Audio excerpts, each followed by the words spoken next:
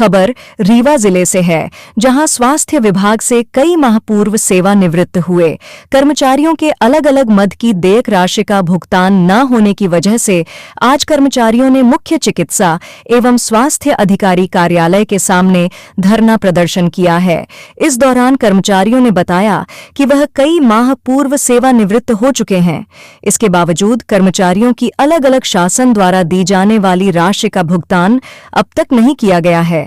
कर्मचारियों ने जानकारी देते हुए बताया कि पूर्व में भी कई बार अधिकारियों को इस संबंध में अवगत कराया गया है, लेकिन उनका भुगतान सेवानिवृत्त के कई माह बाद भी नहीं हुआ है, जिसके चलते उन्होंने आज कार्यालय के बाहर धरना प्रदर्शन कर अपना विरोध दर्ज कराया है। इसके सामने धरने पे हैं, क्या इसकी वजह है? और भी कई लोग आपके साथ खड़े हैं, क्या इसका मकसद? बहुत दिनों से मैं देख रहा था कि पहले मैं अपना परिचय बता दूं, डॉक्टर BL मिश्रा और मेडिकल ऑफिसर इसी ज़िले में बहुत वर्षों तक था और 36 वर्ष तक स्वास्थ्य विभाग में सेवा दिया और मुख्य चिकित्सा अधिकारी के पद पर कार्य करते हुए रिटायरमेंट में क्षेत्रीय संचालक स्वास्थ्य सेवाओं के पद से 31 जनवरी को रिटायर हुआ।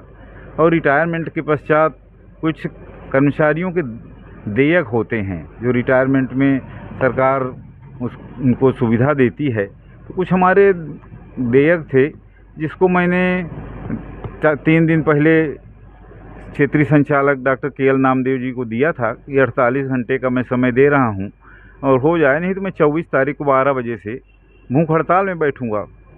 इसके पहले भी 10 बार से अधिक फ़ोन लगाया, कई बार लिख के दिया, लेकिन वो नहीं काम करा पाए अपने कार्यालय से। क्यों इतने कमज़ोर हैं पता नहीं, कुछ समझ में नहीं आता।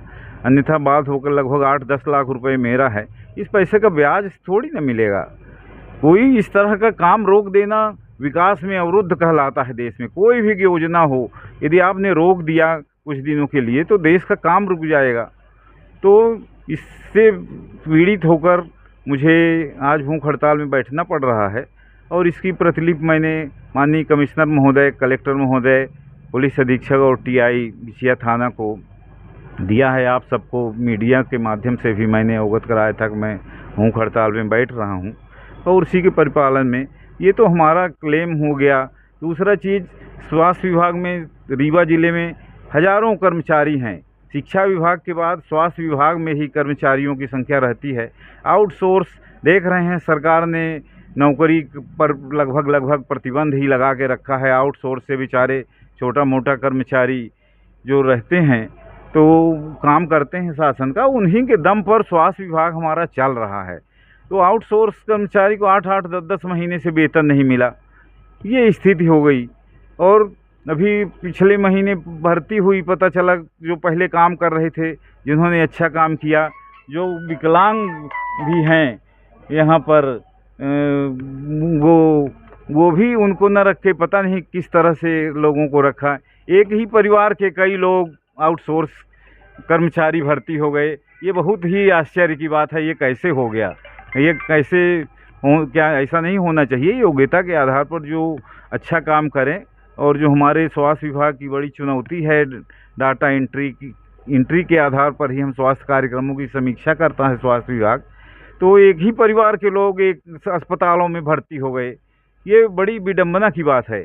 और हज़ारों कर्मचारी, किसी का छुट्टी सैंक्शन हो गया, पैसा नहीं मिला। ये हमारे बगल में बैठे हैं, ये कंपाउंडर DK दुबे जी हमारे साथ ही जनवरी में रिटायर हुए और कई वर्षों तक मेरे साथ में स्वास्थ्य विभाग में काम किए हैं और बड़ा ही सराहनीय इनका स्वास्थ्य विभाग में मरीजों के प्रति बहुत ही अच्छा काम था। ये दिखा रहे हैं, ये भी डॉक्टर संजीव शुक्ला जी अभी बैठे हैं अंदर, उन्हीं के दस्तखत से ये जारी हुआ है। उन्हीं के दस्तखत से ये 24 मई को जारी हुआ है कि इतना बीमा की राशि इनको स्वीकृत की जाती है, योजना के लाभ स्वीकार किए जाते हैं। मई में 24 मई को जो स्वीकार हो गया, 24 जून, 24 जुलाई, अगस्त, सितंबर, अक्टूबर, 6 महीने में CMO साहब इसके खाते में पैसा नहीं डाल पाए। इस पैसे का ब्याज मिलेगा क्या? पीड़ित व्यक्ति जब थोड़ा थोड़ा काटती है सरकार, बीमा करती है उस पैसे का, कि उसी के दम पर सरकार चल रहा है, योजनाएं चल रही हैं। 6-6 महीने में 7-7 महीने में ये पैसा नहीं निकल सकता। मैं भी सीएम, ये सीएमएचओ ने जब जारी कर दिया तो रोक किसने रखा है अभी तक? अब ये बताएं किसने रोक रखा है, कार्यवाही करें उसके खिलाफ, तत्काल निलंबन होना चाहिए आज ही, से ये रुका हुआ है ना। ये यही सीएमएचओ ही भुगतान है। केएल नामदेव जी तो क्षेत्रीय संचालक हैं, जो 7 जिलों के, अब 9 जिला हो गया कहना चाहिए, मैहर मऊगंज के पश्चात, और रीवा संभाग शहडोल संभाग के अधिकारी हैं। सतना से आते होंगे भी, खाना पीना खा के चले होंगे घर से। ये तो हमारे ज़िले का प्रकरण है। तो जो ज़िले का है, ये क्यों इसका पैसा ब्याज दिलाएं, ये ब्याज सहित वसूली होना चाहिए इस पैसे का। कितने कर्मचारी जिनका पैसा इस तरीके से रुका? अरे कम से कम 500 से अधिक कर्मचारी होंगे।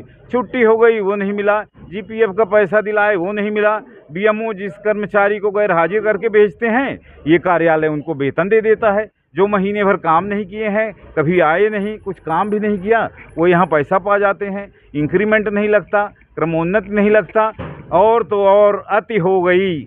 अब ये दुनिया नहीं चलेगी। ये एसग्रेसिया अंत्येष्टि का पैसा सरकार देती थी। सरकार कर्मचारी आम जनता के लिए सैकड़ों योजनाएं चलाए हुए है। अंत्येष्टि का पैसा, एसग्रेसिया का पैसा आपने सुना होगा। मरणोपरांत जो कर्मचारी की मृत्यु हो जाती है, उसके घर में मैंने देखा है कि अधिकारी खुद पैसा लेके पहुंचता है। वो पीड़ित परिवार, दुखी परिवार रहता है, उसके घर में पहुंचता है और पैसा देता है कि भले बाद में विभाग से निकलेगा पैसा, इसी पैसा से दाह संस्कार होना चाहिए। ये शासन की मंशा है। 4 महीने पहले यही जिस तरह से ये आदेश है, वो एसग्रेसिया को शुक्ला सिस्टर चाक त्योंथर में पदस्थ थी, उसका एसग्रेसिया का पैसा मरने के पश्चात 4 महीने में भी भुगतान नहीं हुआ। पीड़ित व्यक्ति मेरे पास आया, बोला कि मेरे को बोलते हैं आधा पैसा जमा कर दो, तो तब आधा पैसा मिल जाएगा। ये इस तरह की विडंबनाएं हैं। पूरा स्वास्थ्य विभाग कोलैप्स होने की स्थिति में है, और हमारे डिप्टी सीएम स्वास्थ्य मंत्री जी का जिला है। हम लोगों ने तय किया था कि मध्य प्रदेश में रीवा जिला को हम लोग उत्कृष्ट सेवा मिल के देंगे, ताकि हमारे ज़िले की प्रतिष्ठा बने और डिप्टी सीएम साहब की भी प्रतिष्ठा बने। लेकिन पूरा हमारे स्वास्थ्य के जो अमला है, क्षेत्रीय संचालक कार्यालय और सीएमएचओ कार्यालय का, इसने पूरा कोलैप्स चलेगा आपका। ये तो जब तक निराकरण नहीं होगा, औरों भी कर्मचारी सब हमारे जो पीड़ित व्यक्ति हैं वो सब आ रहे हैं, वो भी अपनी पीड़ा बताएंगे, उनसे भी आप समझ सकते हैं।